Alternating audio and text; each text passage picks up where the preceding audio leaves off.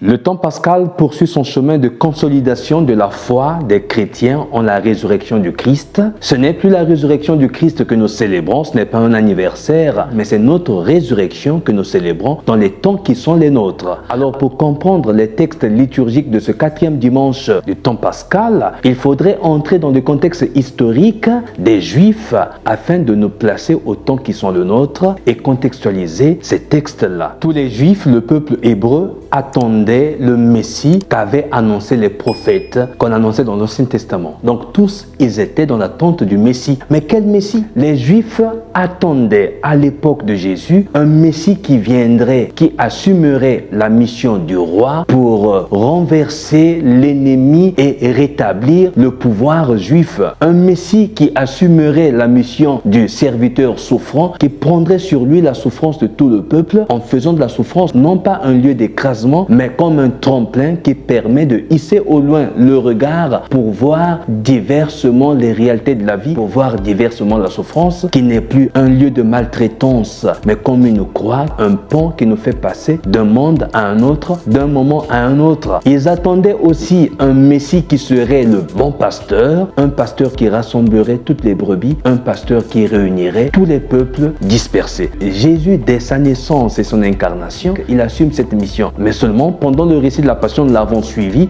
Jésus se présente non pas seulement comme roi des Juifs, même si de façon ironique il sera présenté ainsi, mais Jésus sera le roi de l'univers parce qu'il est Christ, roi de l'univers, et il prendra sur lui les souffrances de l'humanité comme le serviteur souffrant qui assume toute la souffrance et qui prend sur ses épaules la souffrance de tout l'homme et de tous les hommes, de toute l'humanité, sans distinction aucune. Et dans l'évangile d'aujourd'hui, Jésus se présente comme bon pasteur, le vrai pasteur, le véritable, contre évidemment le faux, les mercenaires, les loups, tous les usurpateurs. Jésus se présente comme le vrai pasteur, le bon pasteur. Il n'est pas venu seulement pour les brebis d'Israël, la maison d'Israël, mais il vient chercher tous les peuples de toutes les nations. Le critère de sélection, ce n'est plus seulement la race, la nationalité, la culture ou la tribu, mais le critère de sélection devient la foi en Jésus, la foi en celui que le Père a envoyé. Et mes brebis me connaissent et moi je connais mes brebis par leur nom. Reconnaître Jésus par sa voix lui permet de nous appeler chacun par notre nom, et cette reconnaissance du Christ dans la foi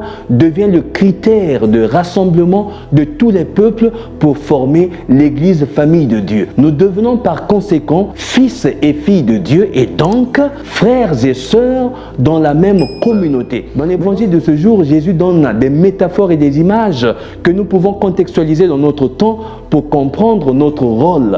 Et aujourd'hui aussi, nous célébrons le dimanche des vocations. Vocation, par l'étymologie latine, signifie vocare, appeler, et donc la vocation, c'est la réponse à l'appel de Dieu que nous écoutons et nous disons oui comme adhésion de foi à cet appel. La vocation non pas seulement religieuse, sacerdotale, mais la vocation aussi parentale, celle de devenir parent, parce que ce n'est pas tout le monde qui devient parent. Ce n'est pas le fait de donner au monde un enfant et tu deviens automatiquement parent. Mais parent, c'est celui qui assume la responsabilité et qui se met au devant de la scène pour prendre soin de la famille, des enfants, et il devient par conséquent parent. Parent, c'est celui-là qui procure la joie, le bonheur et le nécessaire vital à ses enfants, à sa famille, pour leur subsistance et pour leur consistance, pour leur marche et pour leur vie, pour leur survie, au prix de sacrifier sa propre vie pour sauver sa famille. Mais il y a aussi la vocation de citoyenneté, la vocation sociale, la vocation de celui ou celle qui assume un rôle, une fonction dans la société. Médecin, professeur,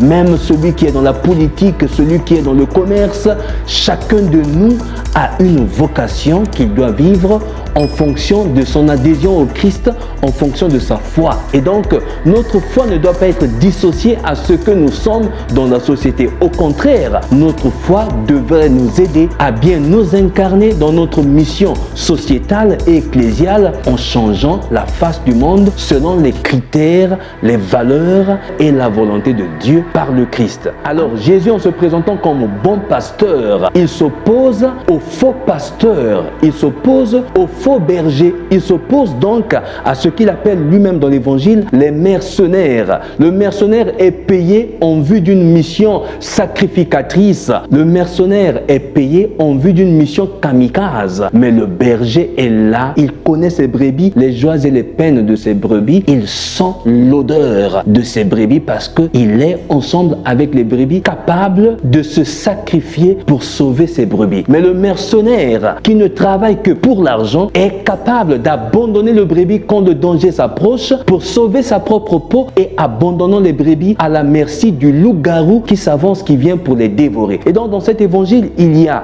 le bon pasteur, il y a le mercenaire, mais il y a aussi les loups. Le loup qui vient dévorer peut être une métaphore qui prend la forme de la politique, du pouvoir corrupteur de l'argent, des intérêts égoïstes, de l'individualisme, de l'égoïsme, de l'injustice, des guerres que nous vivons. L'injustice, la corruption, la malhonnêteté, ce sont des appâts qui tentent tout le monde, qui tentent à la fois le pasteur, bon pasteur, mais qui tentent à la fois aussi le mercenaire. Les loups-garous se présentent et au bon et au mauvais. Mais il faudrait que nous vivions de cohérence, de fidélité et de constance pour résister à ces pouvoirs-là. Le bon pasteur demeure fidèle, le mercenaire détale et prend la poudre d'escampette pour sauver sa propre peau et abandonnant ses brebis à la merci des loups-garous, des loups qui viennent pour dévorer. Alors, en ces temps qui sont les nôtres, disons-nous la vérité en face, il ne faudrait pas qu'on se cache derrière les facettes d'hypocrisie. Les loups guettent tout le monde. Les tentations du pouvoir, d'argent, d'injustice, de malhonnêteté, de corruption tentent tout le monde.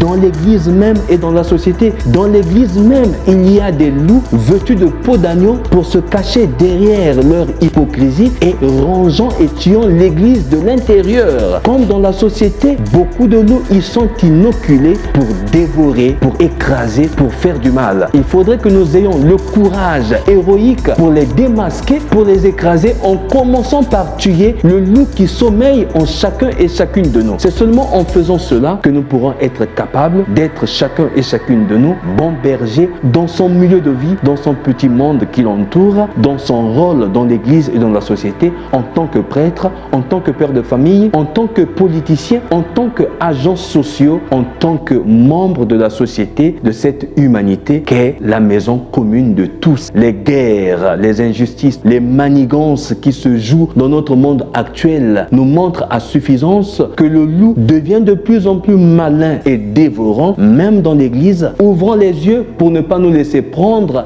Démasquons le loup, la justice. Le loup est entré dans la bergerie, le loup est entré dans nos maisons, en dehors de nous, mais en commençant par le démasquer au-dedans de nous, en l'écrasant. Aussi dans la politique, dans les cœurs et les têtes de toutes celles et ceux qui font la guerre, en envoyant à la mort et au sacrifice comme du bétail leur peuple, au lieu de subvenir aux besoins de ce peuple-là. Un politicien, un homme d'église, un père de famille qui n'est pas capable de subvenir aux besoins les plus élémentaires de son propre peuple, ou c'est un mercenaire, ou c'est un loup vêtu de peau d'agneau. Mais un bon berger, c'est celui-là qui garantit la sécurité, la paix, le bien-être social du peuple qui lui a été confié. Soyons ces vrais bergers, comme le Christ lui-même. Seulement au nom de Jésus que nous avons le salut. En nul autre que lui, dit Jésus lui-même, nous avons le salut. Seulement en lui que nous avons le salut. Nul ne va au Père que par moi. Que nous soyons catholiques,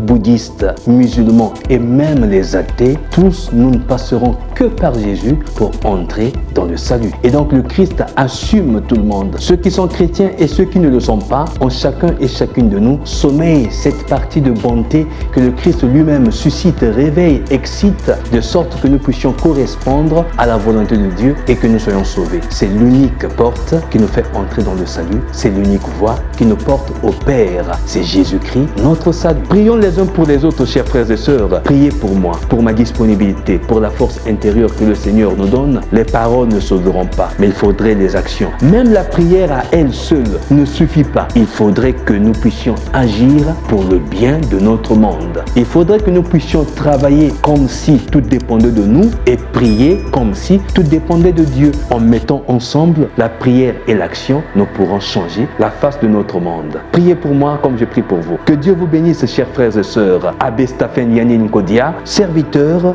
inutile.